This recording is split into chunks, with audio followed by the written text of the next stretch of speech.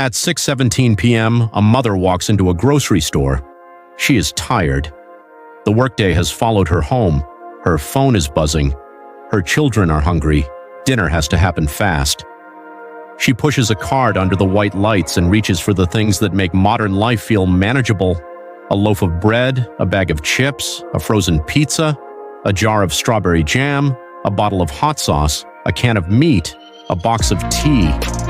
Maybe something sweet for later. To her, these are groceries, simple things, ordinary things.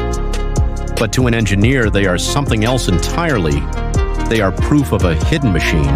A machine made of farms, trucks, grinders, slicers, ovens, kettles, freezing tunnels, pressure chambers, scanners, seals, labels, warehouses, and shipping routes.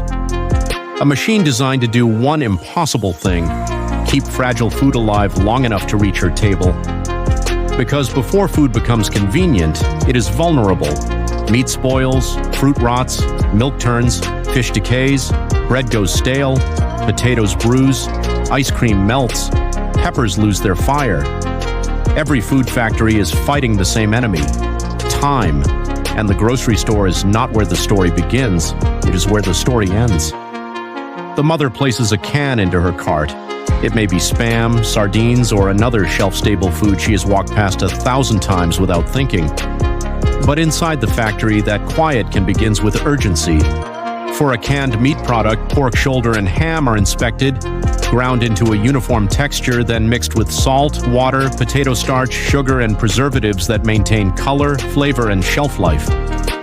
The mixture is formed, cooked, sealed in sterilized cans, vacuum-packed, and heated again inside pressurized chambers so bacteria cannot survive. The mother sees a can. The engineer sees a sealed survival system. The worker sees something even more serious, a product that cannot fail, because one weak seal can ruin the food, one temperature failure can compromise safety, one missed defect can break trust. On the line, the cans move quickly, too quickly for comfort. But the workers' eyes are trained for what machines may miss: dents, leaks, labels out of place, seals that do not look right. The work may look repetitive from the outside, but repetition is the discipline that keeps millions of people safe.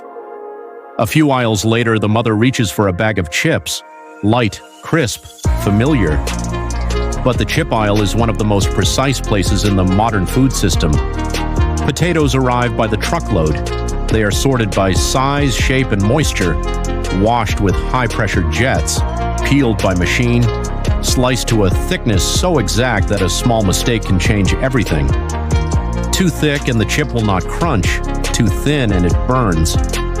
Then the slices fall into oil, where temperature and timing decide whether they become golden and crisp or dark and bitter.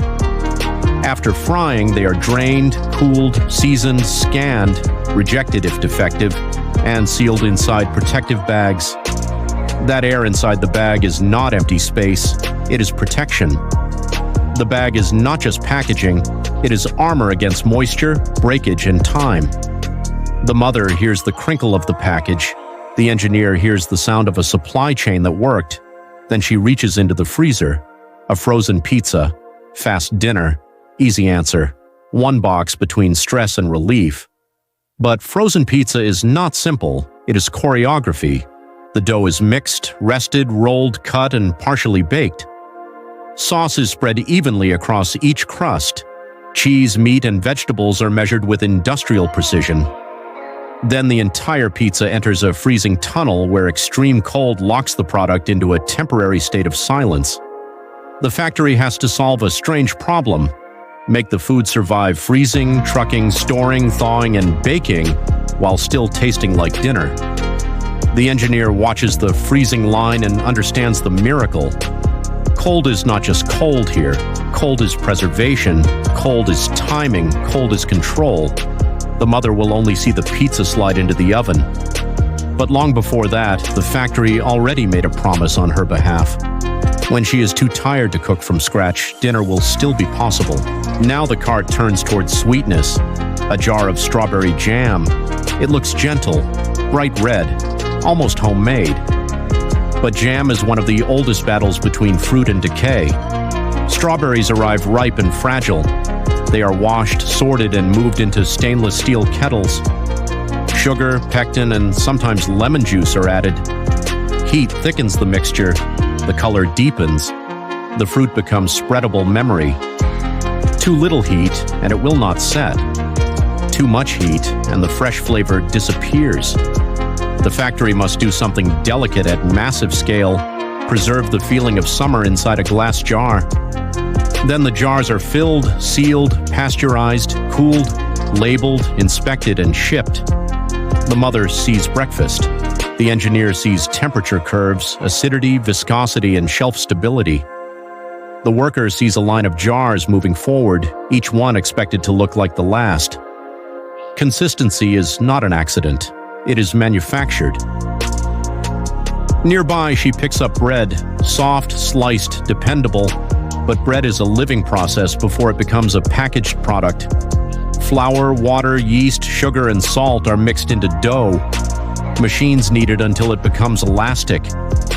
Then yeast begins its quiet work, filling the dough with air. This is the strange beauty of bread. The factory can shape it, measure it, and time it, but it still depends on life. Yeast must rise, heat must transform, steam must escape. The loaf must cool before slicing. Then automated blades cut the bread into even pieces. Plastic bags seal it in. Labels tell the world when it was made, what it contains, and how long it can last. The mother sees toast. The engineer sees fermentation controlled by machinery. The worker sees thousands of loaves passing in rhythm, each one part of a morning someone has not lived yet. In another aisle, she reaches for tea, a small box, quiet, almost weightless. But tea carries geography inside it.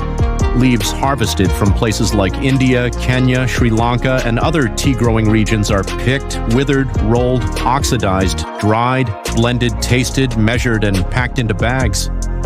The tea bag looks small because the labor behind it has been compressed. Soil is inside it, rain is inside it, hands are inside it, distance is inside it. The mother will drop one bag into hot water at night and call it peace, but the engineer knows that even peace has a production line.